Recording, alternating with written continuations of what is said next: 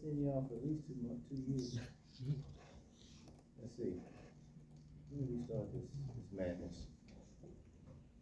Oh, the 18th. So yeah, this is the third week. Third week. Well, I've seen a lot of red in these graves, so you know, it is what it is. I want to tell you. Bunch of red. Like what, a grave book? I just see red. Can't let you see it, but it's just red. Red is bad. I think green is good. I can't tell the difference. You can't, oh, that's right. Which one of y'all is colorblind? Alright. So you? Does it have an A, B, or C on it? You see A's? You don't see any A's? No. Really? You guys don't see A's? What do y'all see? Well, for some classes they either do numbers or they do the letters. Yeah, letter, like the letter A. Yeah. Let me look at my class I'm taking. Implementation. Take the class and follow. See what's my grade in this class. See, I just got green. See, this is just green. La, just green. Green. This green. I love green. You like green too? There's One yellow. I just see red. Some yellow. Half green. see. Okay. 8:31. So see how soon we can get up out I of here. think I need to get. We are on lesson 2-2. So lesson 1 we did motherboard, right? We already did motherboard, so if you want to, you go back and look at these videos. Because you always start with a motherboard, right? With these videos, motherboards, blah blah blah, motherboard, blah, this motherboard, blah. I did this. Yada. And then we did last week. What did we do last week? What did we talk about? Cables. We did cables. Cable types. Yeah. Anyway, that's something else too. Let me see. Definitely doing that shit. Just yeah, we did cable. RJ something. RJ45. Oh, that. Right? USB, all kinds of USB. We talked about chipset on the motherboard. Northbridge, Southbridge. Yeah, we sure did. Blah blah blah. CPUs. There you go. GPUs. We ain't got the CPU. Oh. Yeah, not yet. Darn. We talked about it, but we didn't really get into it. But we're gonna get into it. So now we on 2-2 motherboards. But since we already done motherboards, I got a method to my madness. How you gonna talk about motherboards and stuff on the third week? It's crazy. That's why we talked about it on the first week. So we all know what a motherboard is. We know how it's manufactured and all the main components. It's made by AI. So the motherboard, let's do a recap. On this motherboard, let's see, here's the motherboard. This is where the processor is gonna go. We'll talk about that maybe next week or the week after. That's brain. And then the desktop is where you work, you know. You're sitting at a desk, right? The drawers are the files. Right, you gotta put the files on the top of the desk so you can work. Nobody works like this. Your eyes So- are the monitor. Here's where we put the desktop. It's the RAM chip. We'll talk about that later. We'll save the processor and the RAM later. So what else is on this motherboard? Let's see here. Connectors. And Those. last week, Oh yeah. remember that? Yeah. HDMI, Yes. sound, network card, Yes. Right. a whole bunch of these USBs. Mhm. That's it. I think that's DVI. DVI video. Oh, this DVI. DVI. This is just display port. It's so DVI confused, bro. The display port, USBs are like so much shit. HDMI. So and that's an old school. But VGA, they like all work. 15. Oh. Like the USBs. What Like else so on much. this? We haven't talked about His these slots motherboard yet. compared to ours. It's like only Like you three. put up So video card. Yeah, man. video card, maybe a neck. See, sometimes these things go out, right? You don't wanna throw away the motherboard. So what happens if my network card fails? So I can go and buy one from Microsoft. $12, $5, $12 for a network card. And you put the card in here like this, and you can connect it. So if this goes bad, this, the motherboard's still good, it's just that the jack went bad. This might be doing. So let's see how does it work? How does it work? So just pretend like this is a network card. Mm-hmm. So I pop the network card in there like that. Hey, Yes. extra stuff, right? Okay. Let's see what else we got. Oh, I don't have one. Okay. So that's the motherboard. Let's talk about Go Juice. Some Go Juice, right? Power, man. The battery supply. They're word power, Go Juice. So let's just do a recap. Now remember, all systems have a motherboard, but some systems don't have power. Well, they do have power supply. It would be the battery, right? You know, thermostat. You open up the thermostat. Y'all don't do that. Just mom and dad do everything. Or your uncle. I do it. Thermostat. You take it off and you put batteries in it. Even the fire alarm. No. You don't? Power. Or you just go. Yours. Oh, you got the fancy one. See, I got an old house. I have to do it manually. Next one. Mine not connected to the internet. Bro. Hey, look, this is how I changed it. This is how I changed the temperature in the house, right? Here. Oh, bro. What? Y'all youngins. All right, so That's we hurt. got the motherboard, right? Let's get through this, just for the giggles. Got the processor, CPU. Got the RAM chips. Let's just do 2 of these bad boys. 2 RAM chips. Okay, let's see what else we got. North Bridge and South Bridge, but we know the North Bridge went away. But let's just put it in here. This is our bus. Talk about that later. North Bridge, South Bridge. Okay, and of course North Bridge. These lines. All right, let's see. Power supply, which we're gonna talk about today. Power supply. Let's throw in the power supply right here. PSU, power supply unit, PSU. And let's see, oh man, we got these tools. Oh, the PCI jacks. We'll talk about these later. Little video and that's a long one right there. Alright. Of course, over here, we got all these little funky jacks. We got a HDMI. Okay, and they got a bunch of USBs. No USBs. Right. And then maybe you might have a DVI, maybe a display port. But I prefer HDMI. And then here's your monitor. Right? Mhm.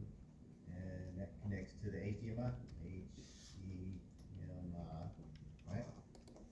And then of course you got a keyboard. That'll connect to the USB. And you gotta have a rack, right? Mhm. And a rack connect to USB. Okay. There it is. We're gonna keep doing this until we figure this out, right? So let's focus on this cat right here today. Power supply. Power supply, and then maybe the video part. Well, I'll tell you what. This is a game. This is a gaming board, right? I'm not gonna use the HDMI that's on the motherboard. I'm gonna put in a $1,000 graphics card right here, and then I'm gonna connect my monitor to the $1,000 graphics card, because I wanna kill those Nazis. Call of Duty? No? Oh yeah. Never play Call of Duty? Call it World War II?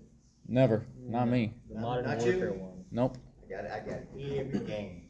The woods. PlayStation and PC. So when my kids get on my nerves and their mama get on my nerves, I just go home and I just kill Nazis. Or they kill me. But I can spawn, right? Not in the real world. You get shot. Have you been shot? Have you ever been shot at? I've been shot at. On a game It online? ain't fun. Bullets whizzing by your head. Let me shut up. Too much information. Okay. All right, so let's talk power supply. And then I'm gonna call somebody up to the board and do a couple labs and then we go. Right? And by the way, I know I'm gonna get in trouble. So we'll just go ahead and say it now. We've got 2 labs we gotta do. I'm gonna have to merge these labs. It's down here somewhere. Sorry, not labs, but projects. There's a project here. Don't worry about it. I'm gonna make modifications there. I might get in trouble, but I like hands-on labs. I'm sorry, projects. Here's a project right here. Personally, I have no control over this, but this is brutal. This is some undergrad, massive degree stuff here. See all these projects you have to choose from? Not good. You got to do videos, all kind of stuff.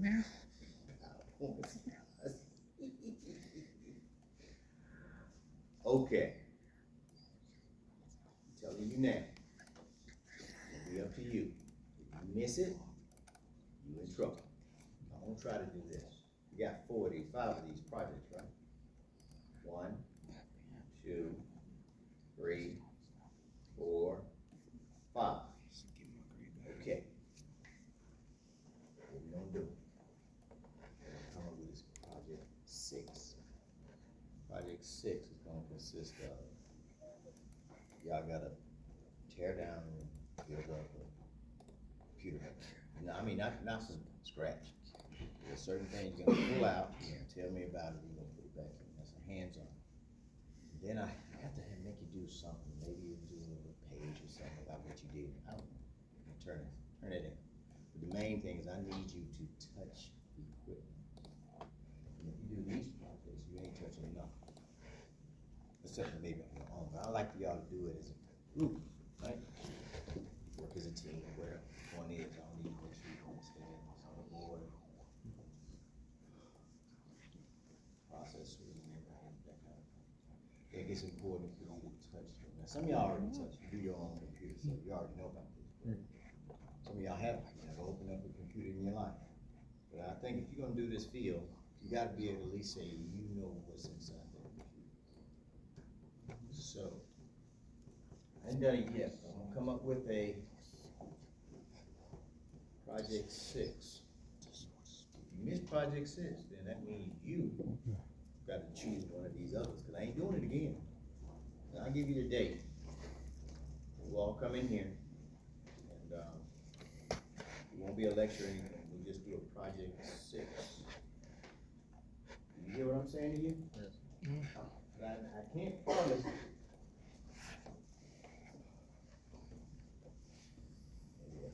Maybe a PowerPoint slide or a 1 or 2 page something. Everybody, all of these require you to write something to turn in, right? Mm-hmm. You're gonna sign off saying that you did my demonstration. Everybody sign. I do it every. This is the first time we've ever had to do this. I always create my own project, but program directors come up with something different. But see, look at it. Look at it. Each project will produce a 2 to 3 page essay. Come up with something. I give you a choice. Either you write me a 1 or 2 page something about what you did, or you do a PowerPoint slide. Then everybody knows how to do a PowerPoint slide, right? Yes, sir. I give you a choice. And you'll turn that in. You've already done the hands-on. I'm gonna have a sheet. Before you leave out that door, you're gonna sign saying, I did this, I did that. That's the main point. The PowerPoint slide and the 2-page paper, that's just for you. Program director. You feel me? That'll be the project. Now, again, if you miss it, don't ask me saying, Mr. Darrell, you know, it's November, and everybody's thinking turkey, right? Project is over. I missed the project, Mr. Darrell. What do I do? I'm gonna tell you what you need to do. You gotta do either project 1, project 2, project 3, project 4, project 5, but you can't do project 6. Because project 6 is all of us in here doing our thing. You just missed out. I'm telling you now. That's the project. We'll make it happen, right? Right. And I'll just take the heat. I'll take the heat later on. If I get questioned on it, why did I create another project 6? I'll just have to take the heat. Point is, you already have your grade. Right? Yes, sir. Okay. All right, so that's the project. We'll marinate on it. We got a ways to go. It's just week 3. All right, so let's do these power supplies. And GSU, power supply. Let's see, who is this?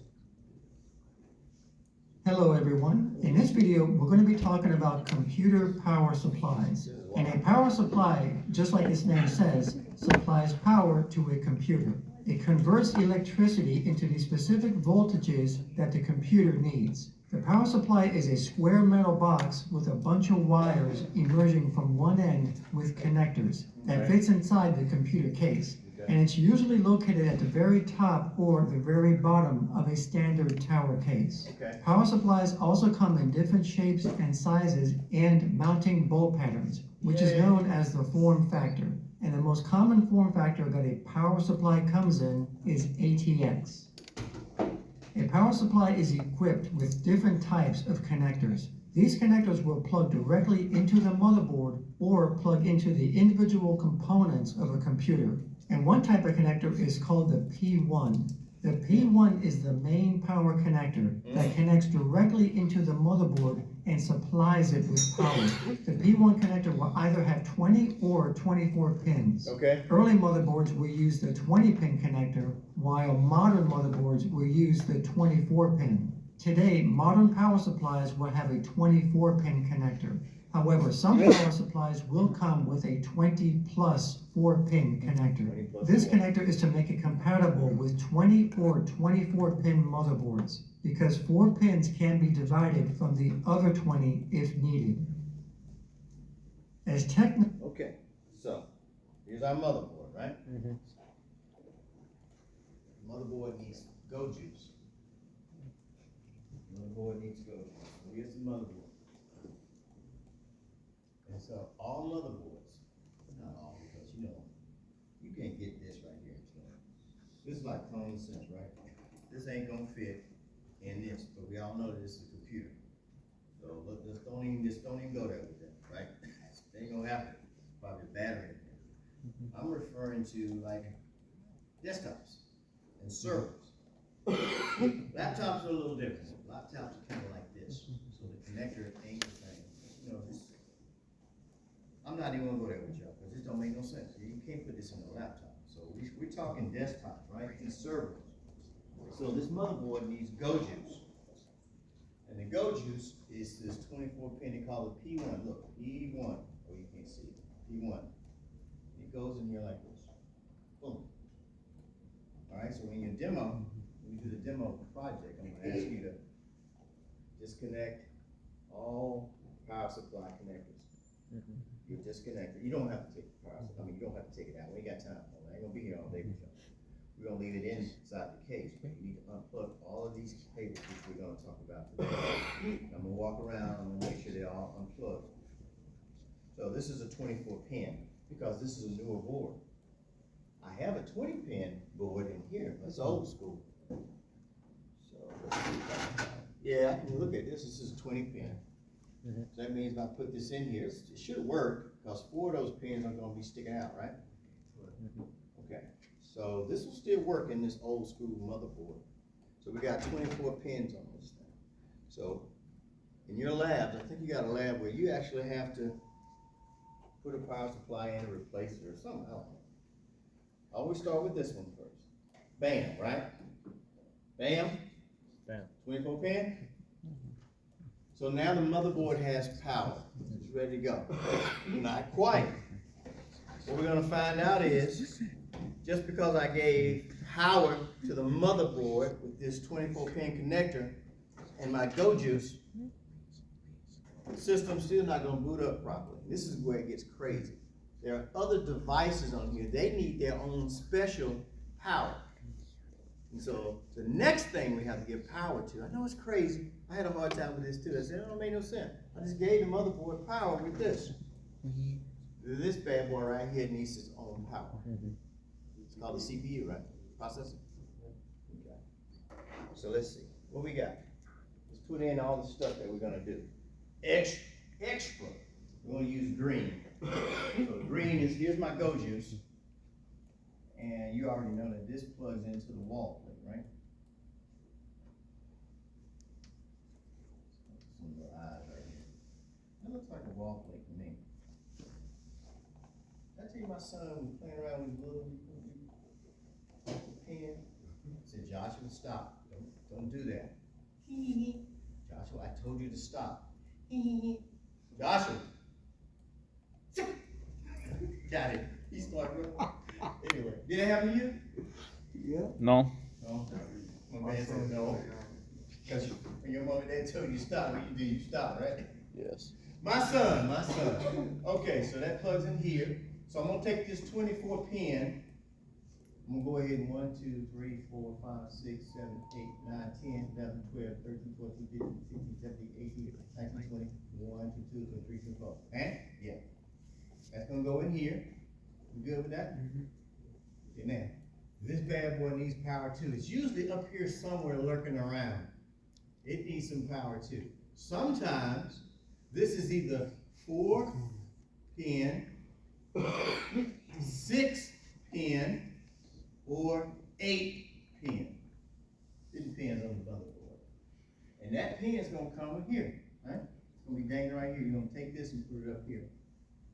Let's see if I can find it here. I think it's 4 pin on this one. Every time I do this. There it is right here. 1, 2, you can't see it. 1, 2, 3, 4, 5, 6, 7, 8. So this one's 8 pin. So I need to give some power to the processor. And I gotta find an 8 pin. 1, 2, 3, 4, 5, 6. I don't know. Oh well, we'll see it. What would possess somebody to do this? Okay. That's just 6. So I guess my power supply won't work with this motherboard. There's a 4. 1, 2, 3, 4. This is 1, 2, 3, 4, 5, 6. So there's no 8. So this ain't gonna work. I used to have another power supply, but it got legs and got gone. So I'm gonna have to go and find another power supply for this to work. But this is 4, 8. Look, 8. Count 8. Pass around. 8. Pass around. 8, right? Alright, enough yapping. There's 8 in there. See, he's got 4. Look, 1, 2, 3, 4. Right. So I've been doing this so long, I can just look at this board. Here's your 24 pin right here. And Yes, sir. processor, 4 pin. So 1, 2, 3, 4. Let's see what he says. Technology progressed, another type of connector was needed to supply more power to the CPU. So they added the T4 connector. This is a 4-pin connector that connects directly into the motherboard that's usually located near the CPU. Okay. The T4 came out in the early 2000s, and like I stated before, its purpose is to supply more power to the CPU. As technology progressed even further, it turned out that the P4 connector wasn't sufficient enough to supply enough power to modern CPUs. So they added another connector called the P8. The P8, which is also known as the EPS, is an 8-pin connector that plugs into the motherboard that supplies even more power for newer, power-hungry CPUs. Then there's also the 6 and 8-pin PCI Express power connectors. And these connectors are used to supply high-end PCI Express video cards that need additional power for them to run. Now these connectors don't plug into the motherboard. Okay, let's see if I can find it. This is what happens when people get your stuff. Well, stand by. I have a Tesla graphics card, and it needs on the side, 'cause remember those $1,000 graphic cards are really computers. They really are, actually, when you think about it.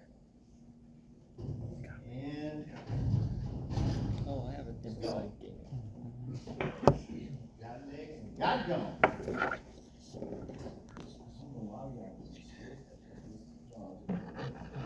I should take a picture and Just gonna have to use critical thinking and just visualize. Visualize. Oh, there it is! Ah! There it is. This is a graphics card. All right. This graphics card, and Is that an older one? oh god, man, this thing is old. There's no HDMI. This is just DVI. DVI, I don't know, DVI-A, DVI. Anyway, what I'm getting ready to tell you is, this bad look, it's got a fan. That means there's a processor under here. There's some memory chips on here.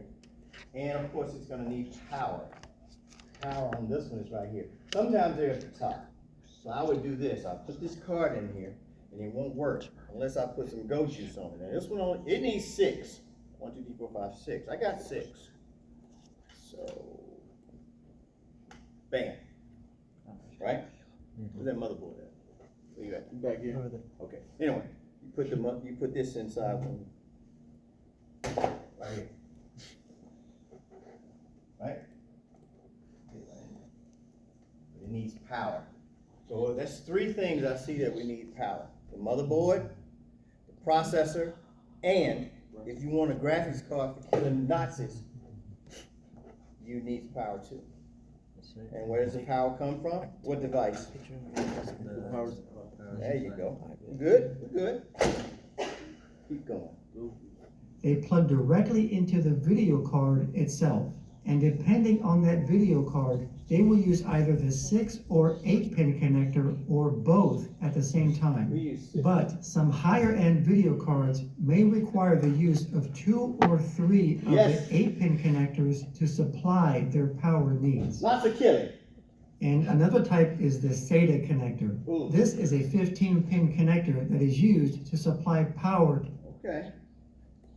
Okay, now, hold on. There's some other devices that need power. We'll talk about this next week, I think. Storage. You just pop it in, right? Put it into the case. It ain't gonna spin up unless it has go juice. So the connector he's talking about is called a SATA connector. We'll talk about that later when we talk about storage. So I gotta find one of those. It's kind of a little flat looking thing. There it is right here. It's got a little L shape. If you look at it, it's got a little small L shape in here. You can only go one way. So we put the hard drive in the case, we screw it on so it won't be dangling around, right? And then we put a little power to it, like that. Eh? Power? Right? So now it's been up. Now when we talk about storage, you gotta get information on and off the drive. We'll talk about that later. But the point is, this has power. So it looks like we found another device that needs power. Let's see if we can do this. We got storage down here. Storage. I'll just put it down here. I'm gonna draw a little picture. All right. So let's see. We got the power supply. We got the 24 pin, right? Then we got the 4, 6, or 8 pin for the CPU, right?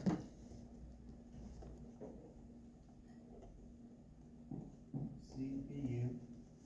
Then if you have a graphics card, let's call it GPU, graphics processing unit, $1,000. Well, I might say 500, but the one I paid, $800.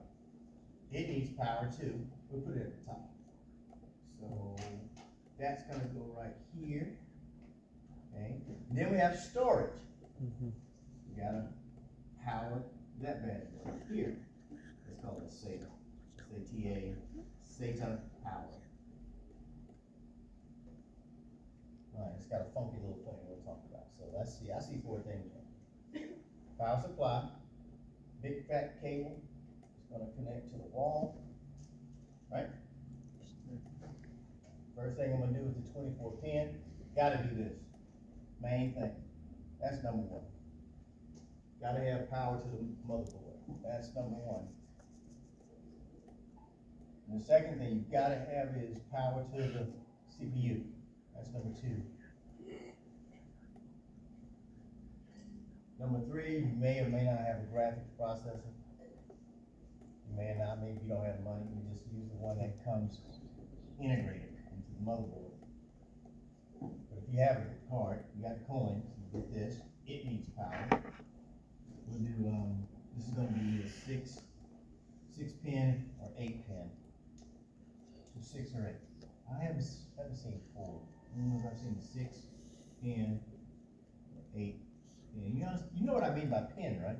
Yeah. Like little pin. Okay. 6 or 8 pin. And of course, this is mandatory. I don't know of any. Well, that's some computers that don't have a cable. We'll talk about that when we talk storage. So this storage, I just call it hard drive right now. It needs power too, and that's a SATA power. And that's a funky little jack. It looks like this. There's an L shape in it. That's how you know.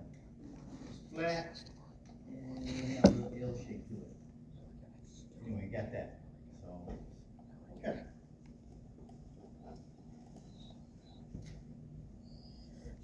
To storage and optical drives that have a SATA power connection. These will plug into devices such as SATA SSDs, hard drives, optical drives, and case fans.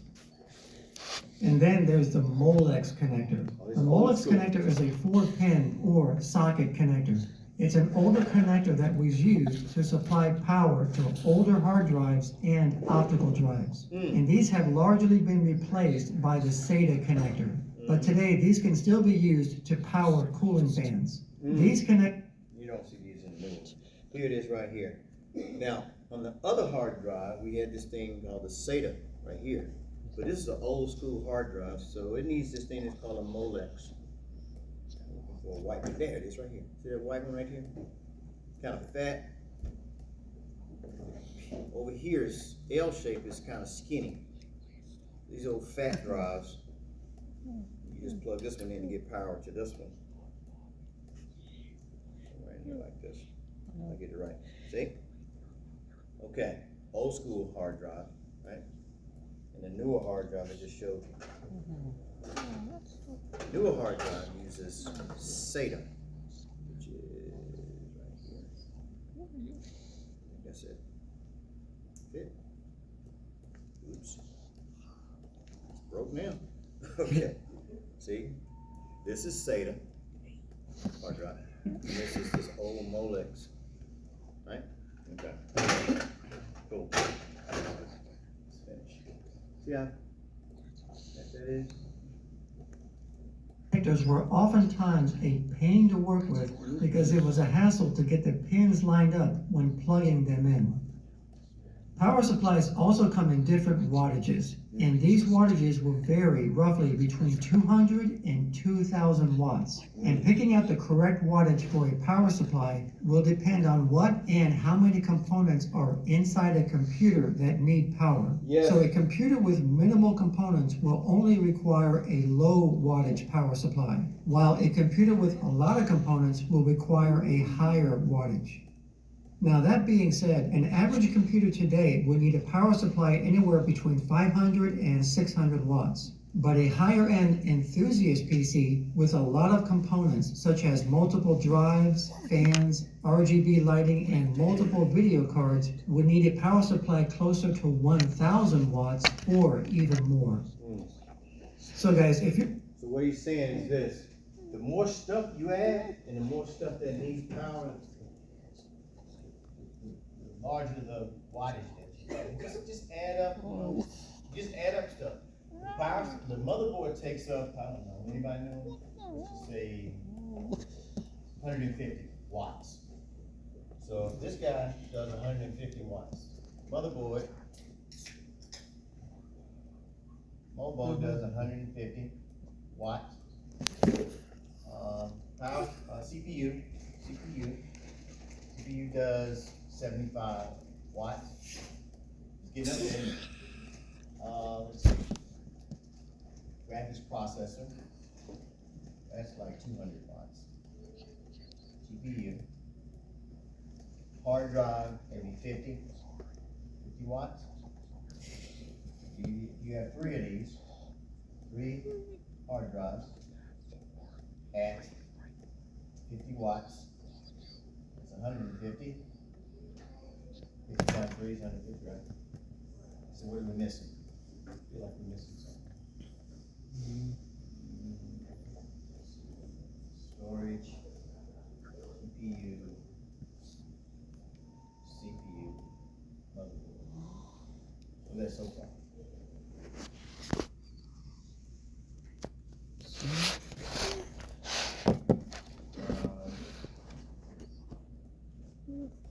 And 17, 2, 3, 5. 575. You kind of cutting it, if you ask me. 600 watts. Kind of cutting it. I wouldn't play like that. Because you know, maybe you're later down the road, you add some other stuff. I feel like you're missing something. It's too low. Anyway, the one I bought for my game for killing Nazis, I think 1200 watts. So you're gonna add something else. So I would always tell you at least go with something that's in the 750, 800 range. Just in case you add some other stuff. But if you're a gamer, 1200 watts, more than enough? Okay. If you're building a PC and you're not sure what wattage power supply you'll need, Cooler Master has a power supply calculator on their website to help. Fans. I forgot about those. Remember the fans? I forgot all about the fans. Remember the fan? Well, we hadn't talked about the fans because we didn't talk about CPU yet. There's this fan that sits on here. You got an old school fan.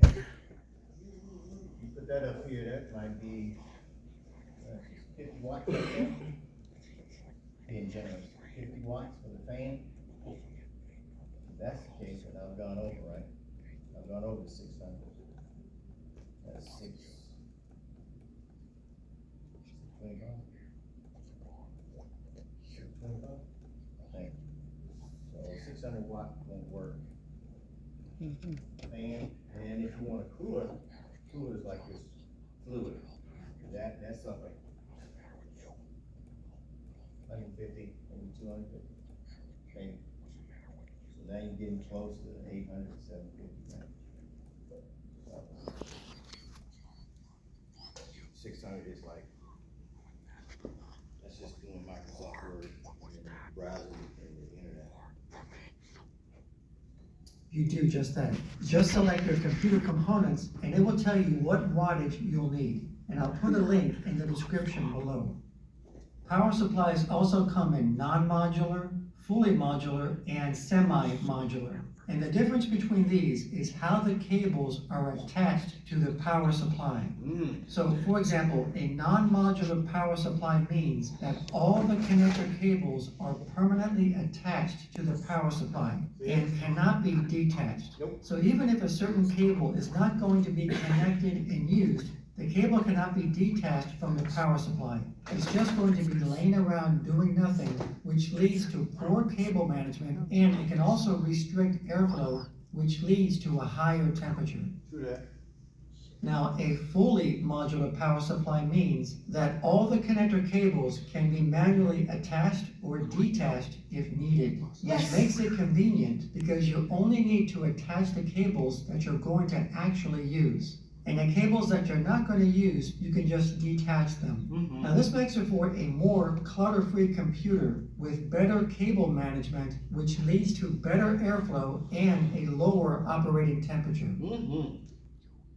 And then there's also the semi-modular power supply. And this means that only the necessary cables that require a computer to turn on which are the P1 main power connector and the CPU connector, are permanently attached to the power supply. But all of the other cables, such as the SATA, Molex, PCI Express, and so on, can be attached or detached if needed. Now, if you notice, when you go to purchase a power supply, you might see a graphic on the box that says 80 plus. And this is a certification given to power supplies that have at least an 80% energy efficiency when that power supply is running at 20%, 50%, and 100% load. When a power supply is installed on a computer and turned on, it pulls AC power out of the wall and then converts it into DC power for the computer. But during that conversion process, some power is lost due to heat. So as an example, this 600 watt power supply at 100% load is outputting 600 watts. But that doesn't mean that it's going to pull 600 watts out of the wall. It actually has to pull more than 600 watts out of the wall because it has to compensate for the loss of power that's going to happen during the conversion. So let's say that it pulls 800 watts out of the wall in order to have 600 watts for the computer. So if it's pulling 800 watts and only outputting 600 watts, then that means that 200 watts or 25% is lost during the conversion, which means that it has a 75% efficiency, which also means that this power supply would not qualify for the 80 plus certification because it has to be. How do you get 75%? I know that's math. Y'all know to go back to high school, some of y'all, most of y'all. How you get 75%? You do what to what? You divide what with what? Oh, y'all awful.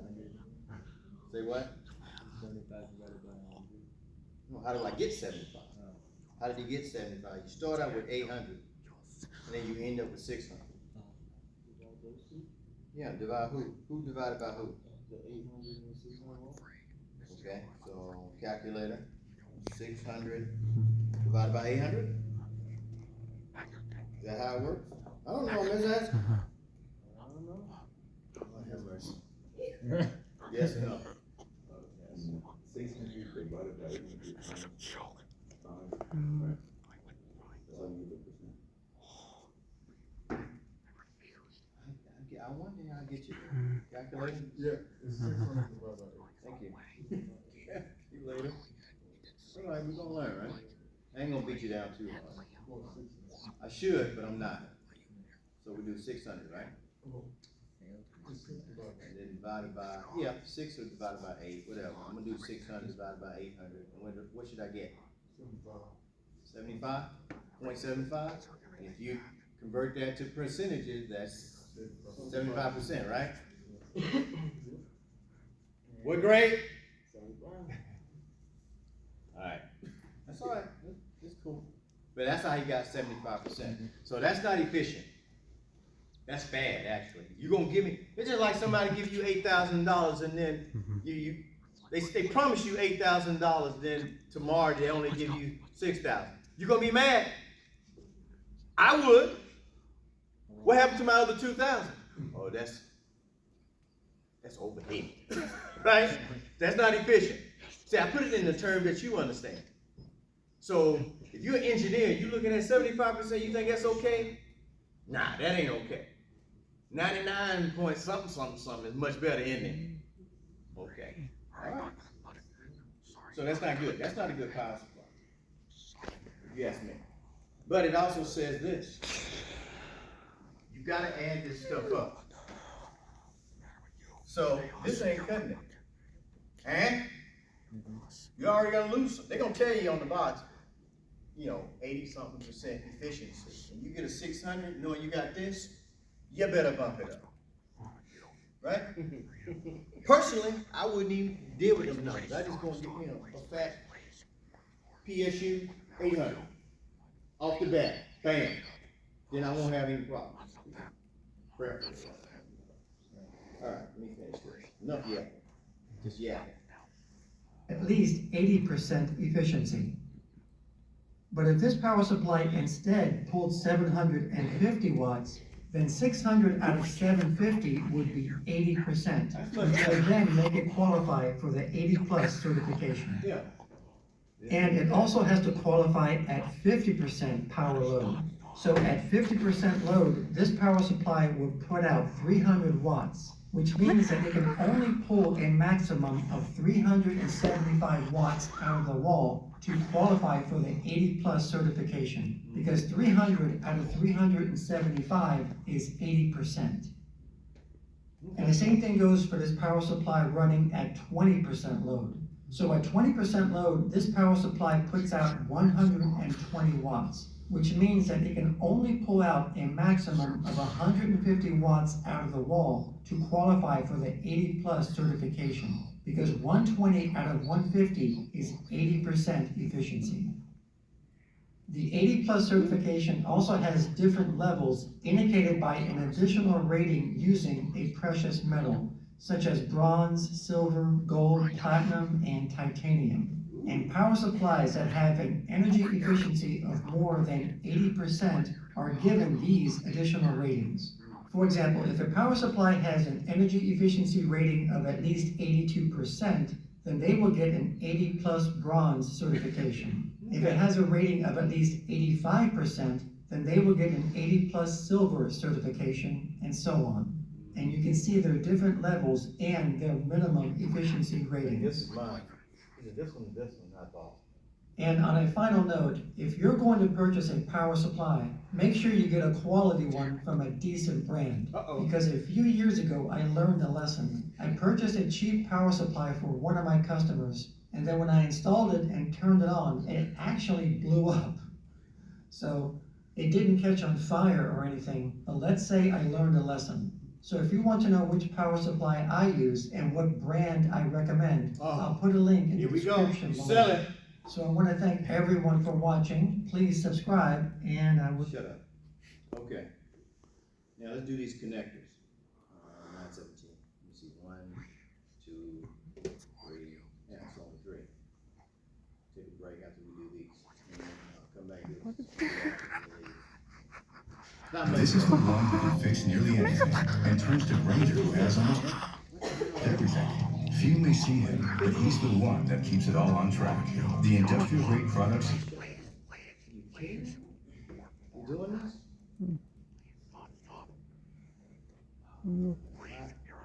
There has got to be a better way for me to get these hands off of here. Start. Sorry about that. I don't know what else to do. So we can start. Might be a bit If you're wiring up your first power supply, you might be a bit intimidated by, well, all of this. And I get it, installing the PSU was one of the most confusing aspects of my first PC build as well. There are connectors that look virtually the same. There are some that are split in two. So in this video, we'll quickly and precisely run through what each cable does and where each should be connected. Stay with me. Activating Windows is as simple as hopping on over to SCD Key's VIP site where you can purchase an OEM Pro key for a little. I've built PCs before, but I've been putting more of these videos together lately because the PC gaming industry is growing at a very rapid rate, especially now. And when given the choice, one should almost always DIY, save money and perhaps learn a thing or two, and that's where these videos come in handy, especially for those beginners. Now, the power supply we'll be using for this demonstration today is a relatively cheap one. It's an EVGA 550 watt. It's called a 550N1, pretty basic name. It doesn't actually even have an 80+ efficiency, oddly enough. You have to really dig deep to find the minimal efficiency of this unit, which in a performance, durability, affordability. Only one place does it all. Harbor Freight.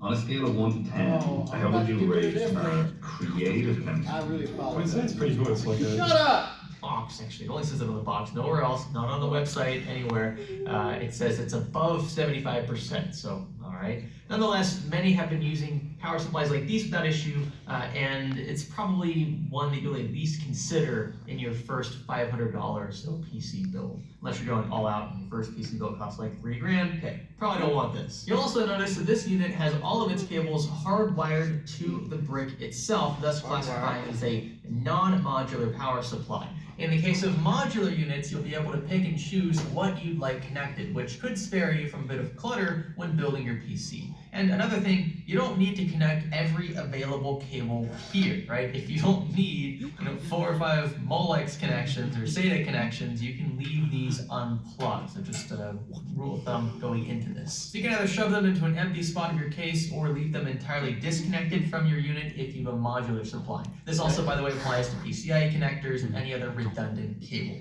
But let's focus on each cable type, what each does, and where each connects to your system. Starting first with the largest connector, more than likely, the 20-pin, or you probably heard it called the 24-pin. There's an extra 4 pins tacked on here. What does this do? Well, this cable is in charge of delivering power to your motherboard and its peripherals. The extra 4 pins you may see dangling next to the 20-pin head are there to provide additional power to your PCIe slots, which are these things here. This cable is vital in modern conventional computers and needs to be connected. The header will look something like this and is often found on the right side of most ATX motherboards. ITX and smaller boards may have this positioned elsewhere due to space limitations. They may come with adapters. But both 20 and 24 pins are keyed and clipped, so they can only be secured one way. Just align it. Here's a thought. Shouldn't the person that takes all the photos get to Clip side with the notch on the connector. Next we have the P4 CPU 4-pin or 8-pin EPS. This connector is specifically in charge of providing power to your CPU, the socket, which will not function without it. And depending on your motherboard specification, it'll either accept a single 4-pin, a single 8-pin, an 8-pin and a 4-pin, or dual 8 pins. It's going to be a bit of a confusing point here. It's easy to understand why. So most modern boards will accept at least a single 8-pin, right? But some higher end boards have an additional 4-pin tacked beside it, or an additional 8-pin. So you could have an 8+4 or an 8+8 for CPU power. However, unless you're into some like heavy duty overclocking, connecting just the 8-pin will suffice. Basically, this cable will supply up to 155 watts, and this cable will supply up to 235. You can actually connect just a 4-pin to an 8-pin connector, by the way, though you should always try to connect the full 8 if your power supply provides it.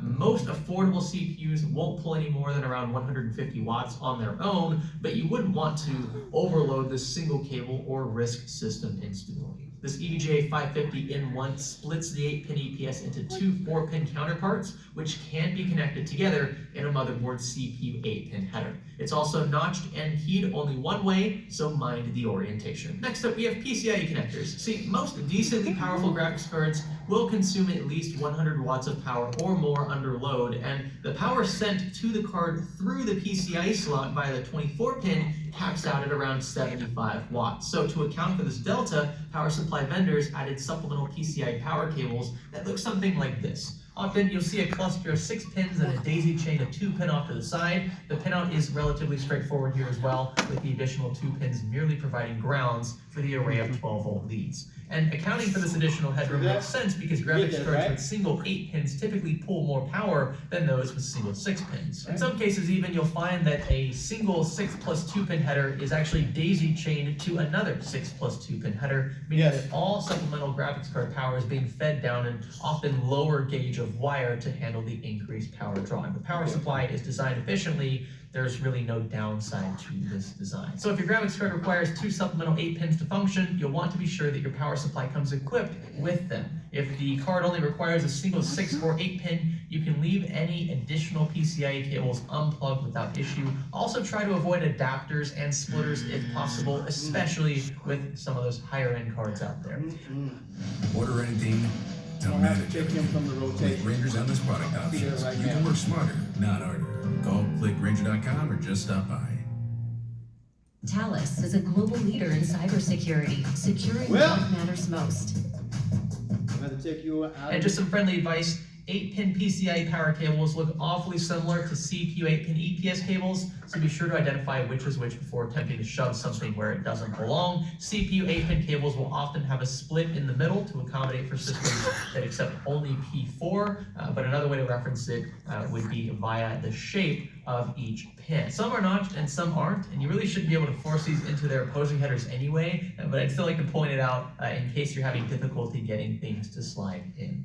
Next are SATA or serial ATA power connectors. These are 15-pin cables that are intended to power various storage drives, including See a little L shape? Yeah. Okay, this is on the storage. This is on the hard drive. All right, little L shape. Little small little L shape. Look. See it? Okay. Now don't forget we got two kinds. Now this is the modern one. It's called a SATA power connector. And that's what you're doing in your lab. You're gonna pull one and you stick it on the hard drive. Old school hard drives use a Molex. Little fat white, it's usually white case. You'll see in a second.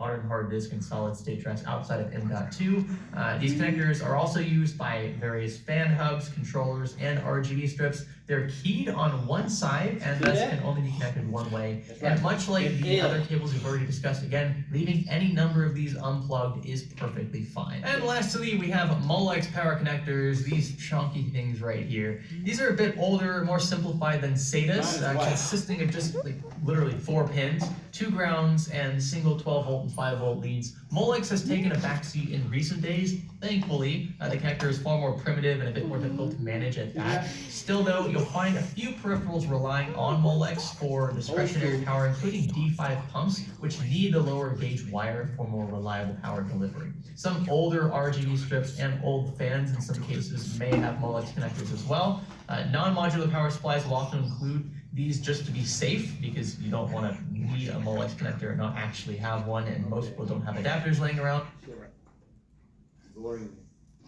Performance, durability, affordability. Only one place does it all.